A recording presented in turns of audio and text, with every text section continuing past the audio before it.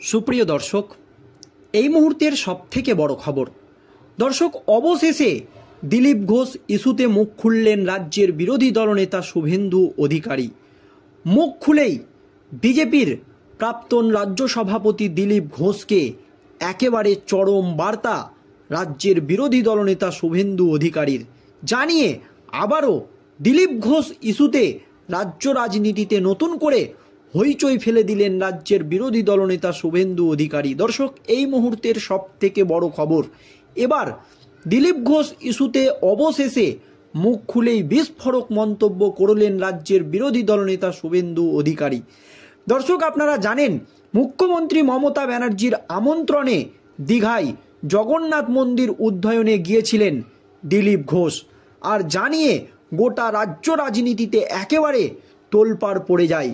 দিলীপ ঘোষের এই সিদ্ধান্তের তীব্র বিরোধিতা করেছিল বঙ্গ বিজেপির একাধিক হেভিওয়েট নেতারা।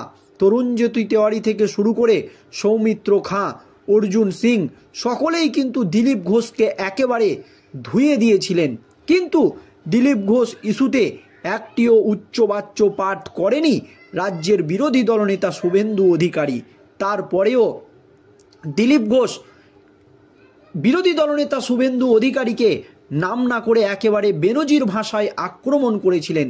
দিলীপ ঘোষ নিজের অবস্থান স্পষ্ট করে জানিয়েছিলেন, যারা সুবিধাবাদী তারা দল পরিবর্তন করে, এই দল থেকে ওই দলে যায়। শুধু তাই নয়, যারা মুখ্যমন্ত্রী মমতা ব্যানার্জির ছায়াতলে বড় হয়েছে তারা আমাকে বিজেপি শেখাচ্ছে, যারা কালীঘাটের উচ্ছিষ্ট খেয়ে বড় হয়েছে তারা আমাকে বিজেপি শেখাচ্ছে। এমনই কিন্তু বেনজির ভাষায় আক্রমণ করা হয় বিরোধী দলনেতা শুভেন্দু অধিকারীকে নাম না করে। যদিও কাকে উক্তি করে বা কাকে কটাক্ষ করে মন্তব্য করেছেন তা কিন্তু সে একেবারেই স্পষ্ট করেনি। কিন্তু অবশেষে এতদিন চুপ থাকলেও দিলীপ ঘোষ ইস্যুতে বিস্ফোরক মন্তব্য করলেন রাজ্যের বিরোধী দলনেতা শুভেন্দু অধিকারী। দিলীপ ঘোষকে অবশেষে চরম বার্তা বিরোধী দলনেতা শুভেন্দু অধিকারীর। তিনি ঠিক কি জানিয়েছেন দর্শক শুনুন। রাজ্য রাজনীতিতে লাগাতার চর্চায় দিলীপ ঘোষ। কিছুদিন আগেই আচমকাই বিয়ের পিঁড়িতে বসে শোরগোল ফেলে দিয়েছিলেন দিলীপ। তারপরেই আবার দীঘায় জগন্নাথ মন্দির উদ্বোধনে গিয়ে মুখ্যমন্ত্রী মমতা বন্দ্যোপাধ্যায়ের সঙ্গে সাক্ষাৎ করে দলের অন্দরেই ক্ষোভের জন্ম দিয়েছে বিজেপির প্রাক্তন রাজ্য সভাপতি দিলীপ ঘোষ। বুধবার তার বিরুদ্ধে সরাসরি মুখ খুলেছিলেন বিজেপির হেভিওয়েট নেতা সৌমিত্র খাঁ থেকে শুরু করে বিশিষ্ট আইনজীবী তথা বিজেপি নেতা তরুণজ্যোতি তেওয়ারি, এমনকি কৌস্তব বাগচি থেকে শুরু করে অর্জুন সিং। এবার এই বিষয়ে অবশেষে মুখ খুললেন রাজ্যের বিরোধী দলনেতা শুভেন্দু অধিকারী। দীঘায় জগন্নাথ মন্দির উদ্বোধনে গিয়ে মমতার পাশে বসে দিলীপ ঘোষের আলাপচারিতা ভালোভাবে নেয়নি দলের একাংশ। বৃহস্পতিবারই বিক্ষোভের মুখে পড়েছিলেন দিলীপ ঘোষ, পাল্টা কটাক্ষের জবাব দেন দিলীপ ও তার অনুরাগীদের মতে দীঘায় মন্দির দর্শনে যাওয়া তার ব্যক্তিগত সিদ্ধান্ত। দিলীপ ঘোষ জানিয়েছে, দীঘায় মন্দির দর্শনে যাওয়া এটা পার্টিগত কোনো ব্যাপার নয়, তার এটা ব্যক্তিগত সিদ্ধান্ত। এবার এই বিষয়ে নাম না করে বিজেপির প্রাক্তন রাজ্য সভাপতিকে একেবারে চরম বার্তা দিয়ে দিলেন শুভেন্দু অধিকারী। শুভেন্দু অধিকারী নিজের অবস্থান স্পষ্ট করে জানিয়ে দিলেন, যতদিন না পর্যন্ত শহীদের পরিবারের ঋণ শোধ করা যাচ্ছে বা যতদিন না পর্যন্ত শহীদদের পরিবারের ঋণ শোধ না করা পর্যন্ত ব্যক্তিগত আনন্দ বলে কিছু থাকতে পারে না বলে মন্তব্য করলেন রাজ্যের বিরোধী দলনেতা শুভেন্দু অধিকারী। যখন দিলীপ ঘোষ বলেছেন মন্দিরে যাওয়া তার একান্তই ব্যক্তিগত ব্যাপার, এটা পার্টিগত কোনো সিদ্ধান্ত নয়, তখন এবার শুভেন্দু অধিকারী নিজের অবস্থান স্পষ্ট করে জানিয়ে দিয়েছেন, যতদিন বিজেপির নেতাকর্মীদের শহীদের ঋণ শোধ না করতে পারছি, যতদিন না পর্যন্ত তাদের ঋণ শোধ হচ্ছে, ততদিন না পর্যন্ত ব্যক্তিগত আনন্দ বলে কিছু থাকতে পারে না। দিলীপ ঘোষকে এই বার্তাই কিন্তু দিয়েছেন রাজ্যের বিরোধী দলনেতা শুভেন্দু অধিকারী। বৃহস্পতিবার পূর্ব মেদিনীপুরের ময়নার বাগচায় নিহত বিজেপি কর্মী বিজয় ভূঁইয়ার স্মরণ সভায় যোগ দিয়েছিলেন শুভেন্দু অধিকারী।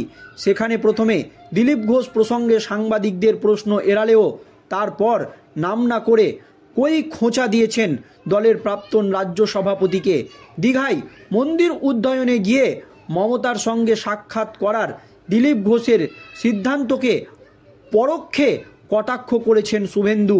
বিরোধী দলনেতা বলেন, আমাদের লড়াই ভাইপোকে জেলে পাঠাতে হবে, পিসিকে প্রাক্তন করার লক্ষ্য। আজ বাগচায় বসে আছি বিজয় ভূঁইয়ার আত্মবলিদান দিবসে। আগামীকাল ভয়াবহ দুইরা মেয়ের চতুর্থ বছর পূর্তি। আমার ব্যক্তিগত ইচ্ছা, আনন্দ, ফুর্তি কিচ্ছু নেই।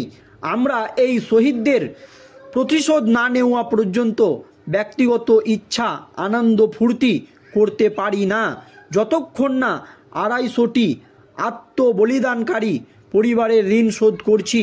এর আগে বুধবারও নাম না করে শুভেন্দু অধিকারী বলেছিলেন, বিরোধী দলনেতা হিসাবে সরকারের ব্যর্থতা ত্রুটি নিয়ে বলবো, কিন্তু কোনো ব্যক্তি তিনি কি করবেন, কি করবেন না, কি বলবেন, কি বলবেন না, সেই সবের উত্তর দেব না। এমনই কিন্তু নিজের অবস্থান স্পষ্ট করে জানিয়েছিলেন রাজ্যের বিরোধী দলনেতা শুভেন্দু অধিকারী। প্রসঙ্গত ওয়াকিবহাল সূত্র বলছে, বিজেপির অন্দরে শুভেন্দু অধিকারী বনাম দিলীপ ঘোষের সূত্রপাত ওঠে। সেটি 2020-তে বিজেপিতে যোগ দেন শুভেন্দু। তারপর থেকেই অবিভক্ত মেদিনীপুরের ক্ষমতা নিয়ে সংঘাত হয় দুই হেভিওয়েট নেতার মধ্যে। 2024-এর লোকসভা নির্বাচনে কেন্দ্র বদলাতে হয় দিলীপ ঘোষকে। অন্যদিকে শুভেন্দু অধিকারী আগেই ঘোষিত হয়েছিলেন বিরোধী দলনেতা। দলের মধ্যে একদিকে যখন শুভেন্দুর প্রভাব বাড়ে, অন্যদিকে কমতে থাকে দিলীপ ঘোষের প্রভাব। এমনকি অভিযোগ উঠেছে বৃহস্পতিবার দিলীপের বিরুদ্ধে বিক্ষোভেও শুভেন্দুর অনুগামীদের কাজ হতে পারে। আর এই আবহে অবশেষে দিলীপ ঘোষকে নিয়ে একেবারে চরম বার্তা দিয়ে দিলেন রাজ্যের বিরোধী দলনেতা শুভেন্দু অধিকারী।